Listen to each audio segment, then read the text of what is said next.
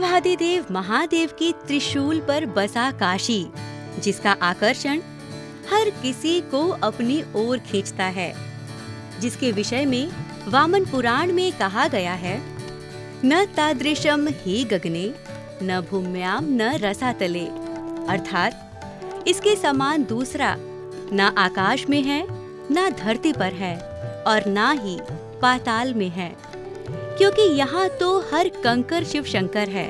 और जब काशी में शिव शंकर की बात करते हैं, देवाधिदेव महादेव की चर्चा करते हैं, तो उनमें से एक आत्मा वीरेश्वर महादेव का नाम आता है, जिन्हें वीरेश्वर महादेव भी कहा जाता है। आत्मा वीरेश्वर महादेव स्वयंभू हैं। दक्षिण भारत से आने वाले श्रद्धालु इन्हें आत्मा लिंगा शिव कहते हैं। इस मंदिर तक आने के कई रास्ते हैं, जहां श्रद्धालु सिंधिया घाट पर स्नान करके ऊपर सीढ़ी चढ़कर देवाधिदेव आत्मा वीरेश्वर महादेव का दर्शन पूजन अर्चन करने आते हैं। वहीं दूसरी ओर शहर के बीचों बीच चौक के विभिन्न गलियों से होते हुए माता पीताम्बरा देवी की गली के रास्ते से हर हर महादेव का उद्घोष के साथ इस मंदिर में प्रवेश करते हैं। इस मंदिर के पूरब माँ गंगा विराजती हैं तथा मंदिर के पश्चिमी भाग में मणिकेश्वरी माँ गंगा जी का मंदिर है तथा इसके समीप ही अति प्राचीन गुरु बृहस्पति का भी मंदिर है। श्री आत्मा वीरेश्वर मंदिर के विषय में कहा जाता है कि यहाँ देवाधिदेव महादेव श्री काशी विश्वनाथ महादेव की आत्मा वास करती है, इसीलिए इन्हें आत्मा वीरेश्वर महादेव कहा जाता है, जो जनमानस में प्रचलित है। ये आत्मा वीरेश्वर महादेव है। इनकी बड़ी व्याख्या है, काशी खंड में इनका बड़ा वर्णन है। इनको आत्मा वीरेश्वर क्यों कहते हैं? शिव जी का जो अंग है, वो जितना अंग उतने शिव जी हमारे काशी में विराजमान है, जिसको बोलते हैं अंग यात्रा। काशी में अंग यात्रा होती है। जैसे शंकर के नेत्र त्रिलोचन महादेव, शंकर के कर्ण कृतिवासेश्वर महादेव, शंकर जी की बाँह भारभूतेश्वर महादेव, शंकर जी की नाभि मध्यमेश्वर महादेव। इसी तरह जितने अंग हैं उतने शिवलिंग काशी में विराजमान है। तो ये जो हैं ये शंकर की ये आत्मा है। ऐसे काशी खंड में तो इनका नाम वीरेश्वर महादेव है। ये शंकर की आत्मा होने के कारण इनको आत्मा वीरेश्वर नाम से भी जाना जाता है। इस मंदिर के मुख्य द्वार पर गणपति की मूर्ति विद्यमान है। मंदिर में प्रवेश करते ही बाईं ओर मां संतोषी का मंदिर है तथा दाहिने तरफ ब्रह्म गायत्री माता विराजमान है। इसी प्रांगण में मित्र विनायक स्थापित हैं, जिसके पीछे की मान्यता है कि यदि किसी के बीच आपसी मतभेद हो तो यहाँ दर्शन करने मात्र से उसके संबंध मधुर हो जाते हैं। मंदिर प्रांगण में ही एक गर्भगृह में श्री विश्वकर्मेश्वर महादेव और श्री श्याम कार्तिकेश्वर महादेव के साथ अन्य देवता भी विराजमान हैं।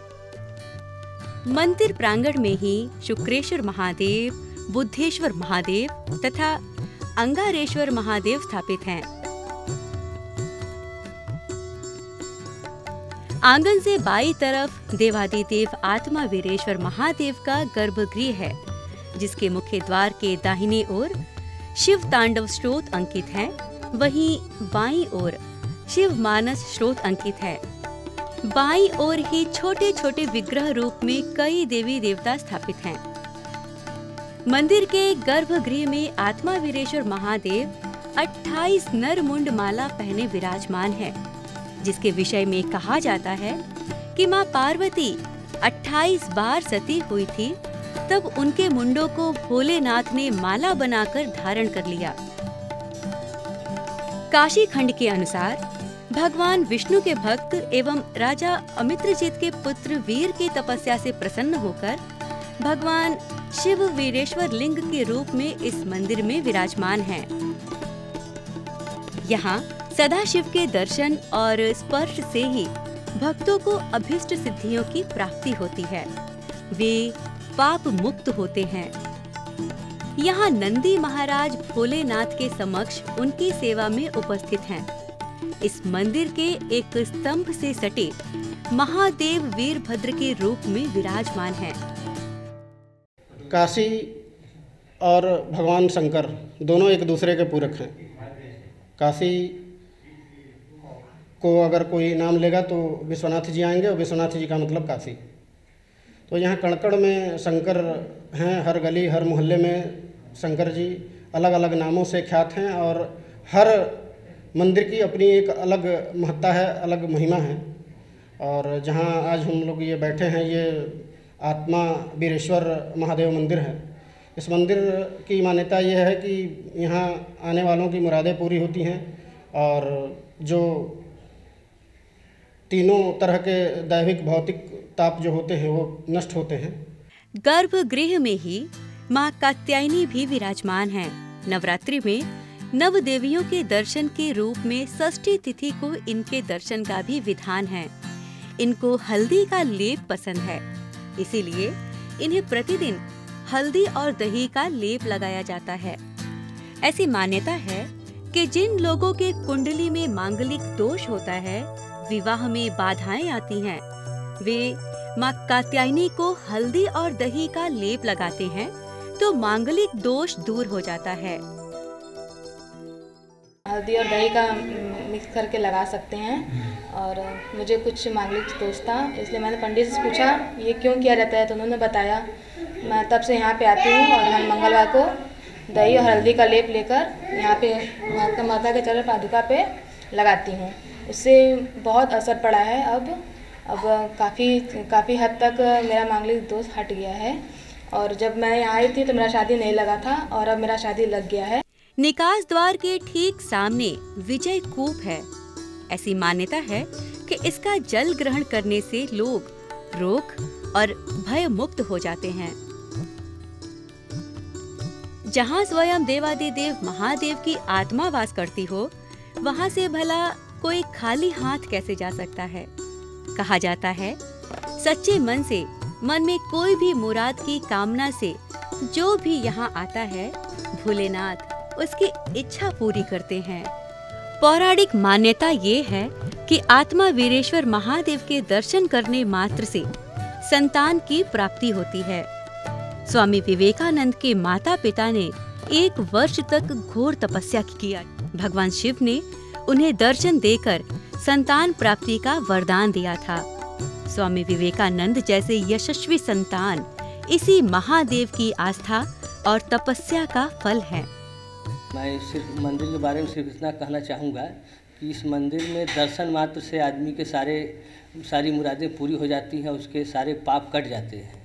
और इसका सबसे बड़ा उदाहरण यह है स्वामी विवेकानंद जी। स्वामी विवेकानंद जी के माता पिता इस मंदिर में घोर तपस्या किए, परिणाम स्वरूप उनको बालक के रूप में भगवान ने दर्शन दिया, और स्वामी विवेकानंद जैसे धरती पुत्र का जन्म हुआ।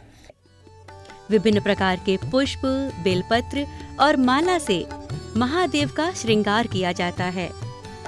फल, मिष्ठान जैसे नैवेद्य से भोग लगाया जाता है। मंदिर में भव्य आरती की जाती है।